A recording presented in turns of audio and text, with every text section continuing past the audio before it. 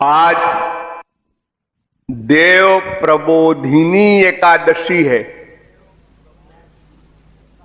इसका नाम है देव प्रबोधिनी, अर्थात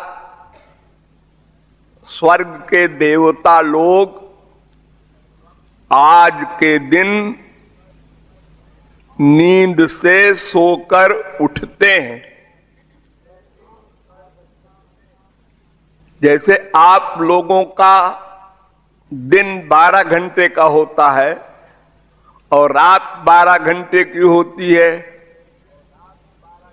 थोड़ा बहुत चेंज होता रहता है। ऐसे देवताओं का दिन 6 महीने का होता है। आप लोगों का 6 महीने और देवताओं का 1 दिन और उतनी बड़ी रात, यानी वे लोग 6 महीने जागते हैं और 6 महीने सोते हैं।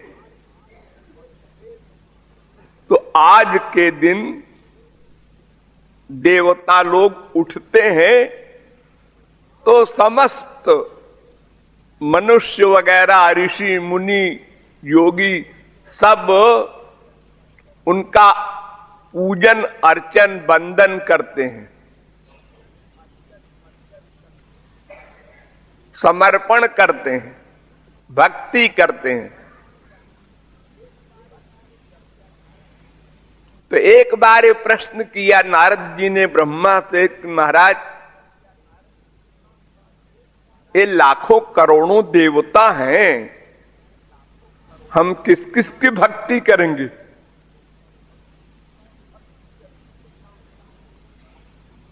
किस किस को दान करेंगे? और फिर सब देवताओं के दान करने का सामान अलग है। किसी को लाल वस्त्र चाहिए, किसी को सफेद वस्त्र चाहिए। लक्ष्मी का पूजन अलग होता है, गणेश जी का अलग सामान से होता है, हनुमान जी का अलग होता है। जयंती, मंगला, काली, भद्रकाली, कपालिनी, दुर्गा, क्षमा, शिवा, धात्री, स्वाहा, स्वधा, सब देवी देवताओं का पूजन का सामान अलग अलग ढंग का होता है। और फिर देखो, आप लोग शादी वगैरह में जो देखते हैं देवताओं की पूजा, उसमें सब देवताओं को 1-1 रुपया, 10-10 रुपया, 100-100 रुपया चढ़ाया जाता है। तो हम कितने देवताओं को चढ़ाएंगे रुपया? इतना रुपया किसके पास होगा भला? तो ब्रह्मा ने कहा कि देखो, जैसे वृक्ष की जड़ में पानी डाल देने से वृक्ष की शाखा, उपशाखा, पत्र, पुष्प, फल सब में जल पहुंच जाता है अपने आप, ऐसे ही भगवान की भक्ति करो, भगवान को दान करो, भगवान की उपासना करो, तो सब देवताओं की भक्ति हो जाती है। ये नार्चितो हरिस्तेन तर्पितानि जगन्त्यपि रज्यन्ते जंतवस्तत्र स्थावरा जंगमा अपि।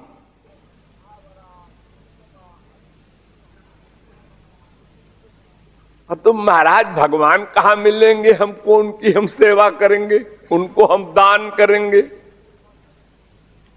तो ब्रह्मा ने कहा भगवान के संत तो हर युग में रहते हैं, तो भगवान में और उनके संत में कोई भेद नहीं होता, दोनों एक हैं। तो उस संत की सेवा करो, उसकी आज्ञा मानो, उसकी भक्ति करो, उसको दान करो, तो बस वो सब देवताओं को दान मान लिया जाएगा। क्योंकि गुरु में भगवान नित्य रहते हैं और भगवान में सब देवता नित्य रहते हैं। आप लोग एक श्लोक पढ़ते हैं रोज, आचार्यम माम विजानीयान नावमन्येत कर्हिचित नमर्त्य बुद्ध्या सूयेत सर्वदेव मयो गुरु। सब देवता गुरु में निवास करते हैं। इसीलिए कहा गया गुरुर ब्रह्मा गुरुर विष्णु गुरुर्देवो महेश्वर गुरु साक्षात परब्रह्म। तो जितने देवी देवता हैं स्वर्ग के, ये सब गुरु की भक्ति करते हैं। अरे जब भगवान तक गुरु की भक्ति करते हैं, उनके दास बने रहते हैं, तो देवताओं की क्या गिनती हो, तो माया के अंडर में है। जैसे मायाबद्ध मनुष्य है, पशु है, पक्षी है, ऐसे देवता लोग हैं। ठीक है, उनका ऐश्वर्य बड़ा है, तो हमारे संसार में भी तो कोई अरबपति है, कोई करोड़पति है, कोई लखपति है, कोई भिखमंगा है। यहां भी तमाम अंतर है, लेकिन सबके वही इंद्रियां, वही मन, वही बुद्धि, वही कामनाएं, वही इच्छाएं, वही तृष्णा, वही आशा, वही दुख। जैसे एक भिखारी को है, ऐसे एक अरबपति को है, ऐसे स्वर्ग के देवताओं को है। इंद्र भी चाहता है ब्रह्मा का पद। सब कोई बीमारी एक सी है, सब दुखी है, अशांत है, अतृप्त है, क्योंकि गुरु की शरण में नहीं गए वो देवता। बुद्धि का सरेंडर नहीं किया, बुद्धि लगाते रहे अपनी। मेरा ख्याल ऐसा है कि बस अनंत संत मिले, हर जन्म में मिलते हैं, भगवान तो अंदर बैठा है, सब बेकार। क्योंकि वो जो कुछ डिसीजन लेते हैं अपनी बुद्धि से लेते हैं, और उनकी बुद्धि है माइक। तो सब देवताओं का निवास गुरु में होता है, भगवान में होता है। इसलिए जो कुछ तुम्हें सेवा करनी है तन से, मन से, धन से, वो भगवान की सेवा नहीं मिलती है तो गुरु की करो, दोनों का फल एक है। तो आज वो एकादशी है, देव प्रबोधिनी। इसलिए सब लोग मन लगाकर, सावधान होकर संकीर्तन करो, रूप ध्यान करो। इसी से गुरु प्रसन्न होगा और भगवान भी प्रसन्न होंगे। नींद आवे तो खड़े हो जाओ, घूम आओ, टहल आओ, पानी के छींटे दे दो। ये इंद्रियां जो है ये परांच खान व्यकनत स्वयंभू। वेद कहता है कि ब्रह्मा ने इंद्रियों को परांगमुखी बना के मार डाला, माने संसार की ओर भागती हैं जबरदस्ती, रोकने से नहीं मानती। माँ बाप, बेटा, स्त्री, पति को देख के सुख मिल रहा है, नाती पोते तक को देख के सुख मिल रहा है। इसी प्रकार हर इंद्रिय का संसारी सामान इतना प्रिय लगता है कि गुरु और भगवान नंबर 2 हो जाते हैं। हाँ, छोटी छोटी बात के पीछे सत्संग छोड़ के आप लोग महाराज जी घर जा रहे हैं। कोई सीरियस काम है?